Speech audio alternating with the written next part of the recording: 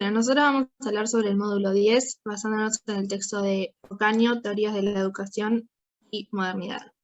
Más especialmente en el capítulo 5, que se llama Una nueva alternativa pragmática, la escuela nueva.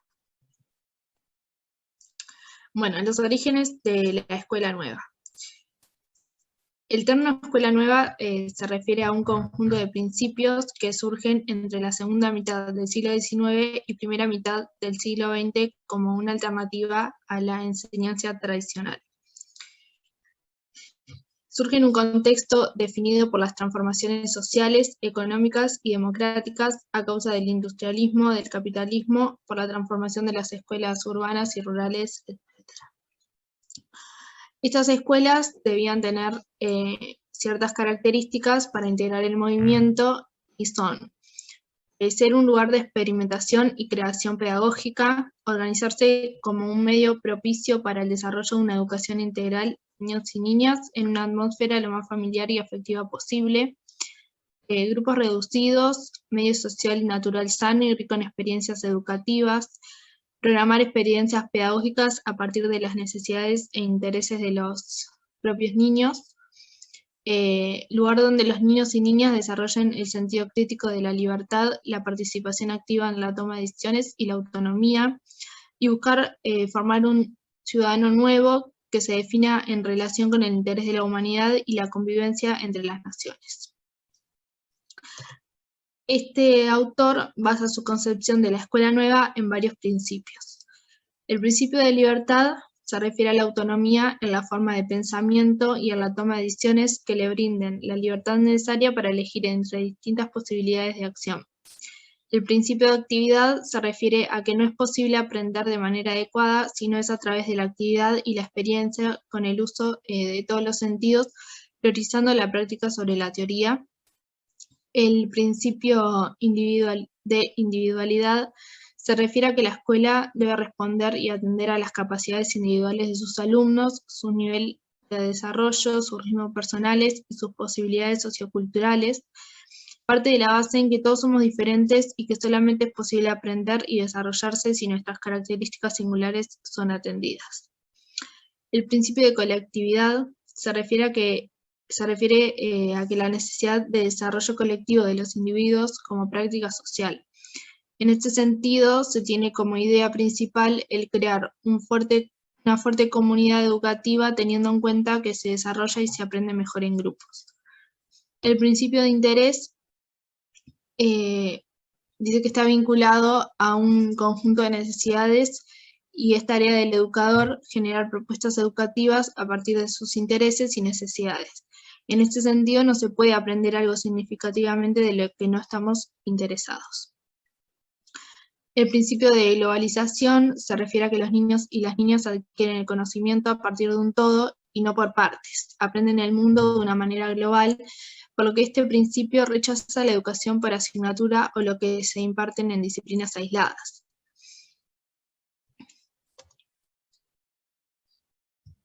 Bueno, algunos representantes de la escuela nueva es Freire, Pausalo.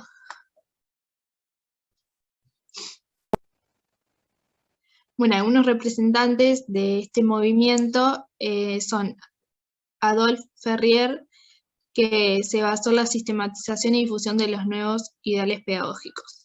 Fue uno de los pioneros del movimiento de la escuela nueva, un educador, escritor y conferencista suizo. Consideraba que el impulso vital es la raíz de la vida, fuente de toda actividad, y que el deber de la educación sería conservar y aumentar ese impulso de vida, y ese ideal de escuela nueva es la actividad espontánea, personal y productiva. En 1899 fundó la Oficina Internacional de las Escuelas Nuevas, y su gran contribución consistió en la difusión de los nuevos ideales pedagógicos y darle carácter orgánico y sistemático a la escuela. Otro representante es de Crowley, que fue el que creó los centros de interés. Fue un médico, psicólogo y educador belga que en principio Se dedicó a la educación de niños y niñas con capacidades diferentes. Fue uno de los primeros en impulsar la ecoeducación integrada en la que los niños y niñas comparten las experiencias educativas. Bueno, como ya dije, fue el que creó los centros de interés que parten de los intereses de los niños y las niñas, y estos centros serían para él la familia, el universo, el mundo vegetal, el mundo animal, etc. Estos centros de interés desarrollaban la información, la asociación y la expresión. Para él, las necesidades fundamentales propias de la niñez son la alimentación, protegerse contra la intemperie y los peligros, y actuar a través de una actividad social, recreativa y cultural.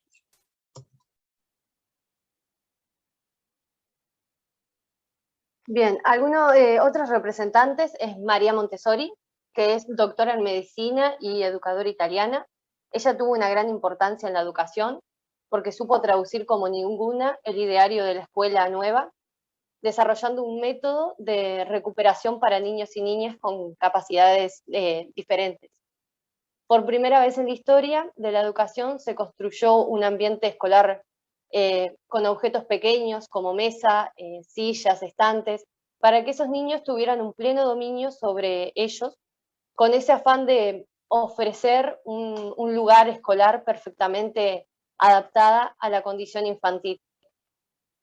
Ella considera que el adulto con esa vigilancia continua, con esas órdenes arbitrarias, impide el desarrollo de ese niño, sofocando todas esas fuerzas positivas que están prontas para poder crecer. Insiste que en toda actividad lo sensorial y lo motriz van unidos, también en la importancia de ese desarrollo infantil y en la necesidad de una planificada preparación de la atmósfera escolar para que se adecue a esa naturaleza infantil. Luego tenemos a John Dewey, que fue uno de los más importantes filósofos. Fue el primero en formular el nuevo ideal pedagógico, afirmando que la enseñanza debería darse por la acción y no por la instrucción. Para él, la educación continuamente reconstruye la experiencia concreta, activa y productiva de cada uno. Dice que la enseñanza es ante todo un proceso formativo, el cual los niños y las niñas desarrollan la capacidad de reflexión. Rechaza la idea de una escuela que prepare para la vida adulta, como lo venía sosteniendo la escuela tradicional, y defiende la idea de una escuela que prepare para vivir plena y ricamente el momento presente, y también una educación como un proceso de búsqueda del desarrollo pleno de esas propias potencias. Pasa, por favor.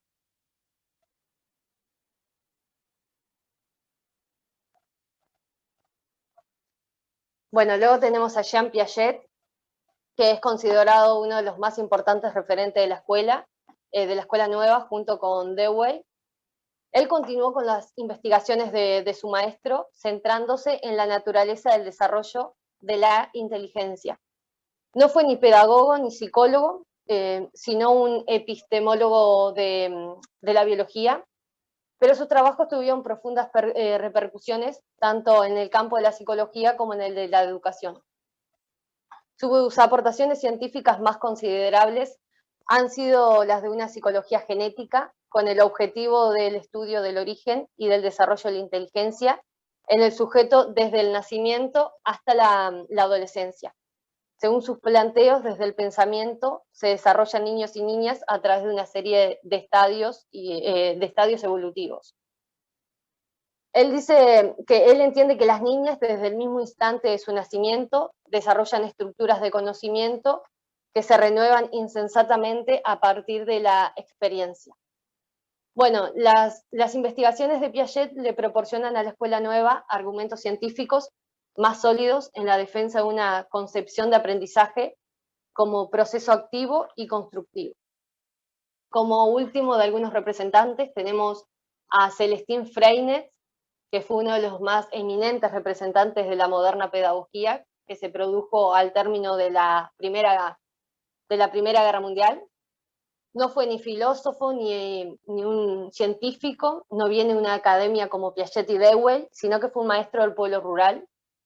Él mismo buscó tomar distancia de esa escuela nueva, autodenominando su movimiento como escuela moderna. Él supo valorar a los niños y las niñas, no como entes abstractos que deben acomodarse forzosamente a un plan y a un método previamente establecido, sino como un sujeto único a los que la pedagogía tiene la obligación de ayudar en procesos de formación. La primera y la más revolucionaria de las técnicas que desarrolló Freinet fue la de la imprenta escolar. Con ella se rompió definitivamente con todos los métodos tradicionales y abrió terreno a una nueva práctica alejada de esas lecciones verbales y esa memorización sin sentido. Él trajo ese experimento, vamos a decir, trajo nuevas técnicas, tales como de la correspondencia escolar, ese de mandarse mensajes entre alumnos de distintos lugares. Esa imprenta también dio lugar a un trabajo creativo en que los niños y las niñas afiancen progresivamente sus mecanismos de atención, su memoria visual, su desarrollo psicomotriz y su aprendizaje también de la lectoescritura. Bien.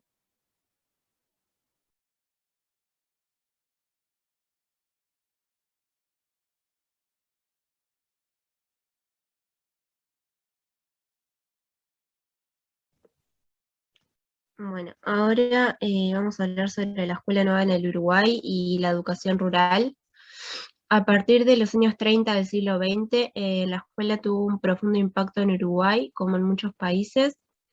Al cumplirse el primer tercio del siglo XX, Uruguay contaba con un sistema educativo que se situaba entre los mejores de América. Y en cuanto a la educación rural, había mucho por hacer. En los años 40 y 50 de ese siglo se realizaron los estudios de los problemas que afectaban particularmente a la población rural, entre ellos la educación. A partir de los estudios realizados fue favorable para la puesta en marcha de una vasta red de respuestas institucionales a los mismos, lo que constituyó una de las áreas de la pedagogía nacional en que se lograron mayores progresos. En ese sentido se puede hablar de un verdadero movimiento innovador y original uruguayo de la educación rural. Aunque se reconozca el impacto de la escuela nueva en Uruguay, en la década del 40, sumadas a la aparición de una generación de maestros, profesores e intelectuales de diversas otras áreas, permitieron el desarrollo de una pedagogía con cierto nivel de autenticidad e independencia de dicho movimiento, aunque coincidiera con la mayoría de sus principios. Bien, la educación en el medio rural. Tenemos a Agustín Ferreiro, que fue un educador uruguayo, difundió la necesidad de una renovación pedagógica basada en la actividad y creía que la moderna pedagogía debería extenderse, puesto que impulsa a la enseñanza a través de los métodos activos que el niño se ejerce, que se sienta creador al contemplar sus obras. También criticó duramente las prácticas tradicionales en la enseñanza, que desconocen la niñez, y tratan a los niños y niñas como adultos en miniatura. Y reivindicó una pedagogía del goce y del placer.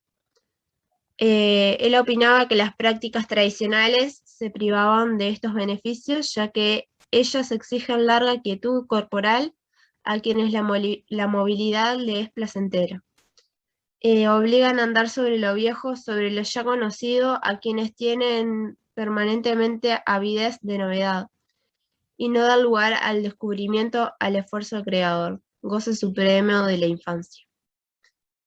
Ferreiro encabezó un verdadero movimiento educativo nacional en la escuela rural como un factor de cambio para mejorar la situación de los habitantes del medio, entre los que le siguieron esa línea cuentan a Julio Castro y Miguel Solar, entre otros.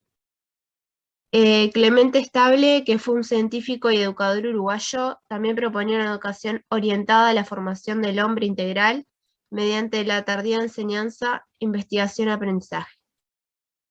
Según él, no puede concebirse la pedagogía al margen de la ética y la política. La tarea será entonces la democratización de las ciencias y la cultura mediante la educación. Él apuesta a la transformación de la sociedad mediante una reforma educativa que parta a su vez de una reforma de la formación de maestros y profesores.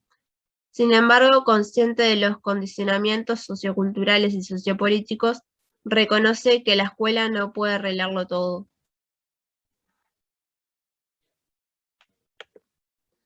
Ahora va mi compañera Emilia.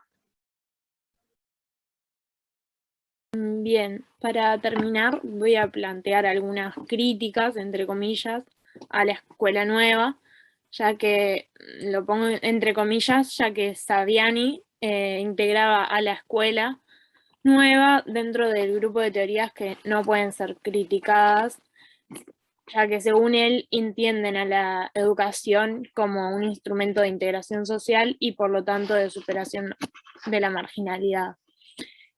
La escuela nueva apareció en un momento en el cual había una brecha muy grande entre las clases bajas y las clases altas, y se entendía que la educación podía llegar a mejorar eso.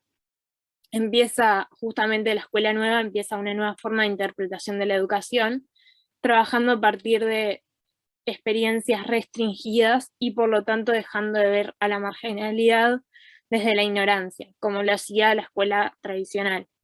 Y empieza a verla desde la aceptación o del rechazo. Va más por el lado de la falta de oportunidades que el no saber. Esta escuela nueva cambia los esquemas educacionales que se venían trabajando en la escuela tradicional, transformando las prácticas educativas y teniendo más en cuenta el orden social. Con esto, Saviani nos hace entender que la pedagogía también cambió, pasando de un punto de vista intelectual o lógico a uno más sentimental o psicológico. Sin embargo, la escuela nueva no tuvo mucho éxito al inicio, ya que significaba un presupuesto mucho mayor al de la escuela tradicional. Sí tuvo éxito en escuelas privadas, en clases con mayor capital, que podían acceder a mejor material didáctico, aulas adecuadas, mayor cantidad de maestros, etc. Y claramente en escuelas, o sea, en áreas o clases más bajas no pudo tener tanto éxito porque no estaba la posibilidad de acceder a todas estas condiciones que eran necesarias, y los docentes que intentaban llevar a cabo estos nuevos métodos y desarrollar la pedagogía que planteaba la escuela nueva, se veían frustrados ya que sus esfuerzos no daban los resultados que esperaban por no tener las condiciones adecuadas. Igualmente, sirvió para que se pueda seguir teniendo en cuenta las cuestiones pedagógicas como medio y no como fin, ya que esta nueva propuesta de tratar a la pedagogía y la educación desde un lado más psicológico y emocional llevó a que se pueda reflexionar más sobre lo que se estaba enseñando. Sin embargo, terminó ofreciendo una enseñanza vacía de contenidos y casi sin valores en las clases más bajas, porque no estaban las condiciones necesarias o las esperadas para que pudieran llevarse a cabo las prácticas que se pensaban que eran las más favorables, y esto contribuyó a aumentar la brecha entre las clases más adineradas y las menos.